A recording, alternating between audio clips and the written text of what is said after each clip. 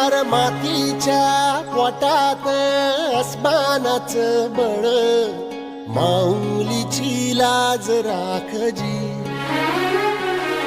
या विनविन त्या दिव्याला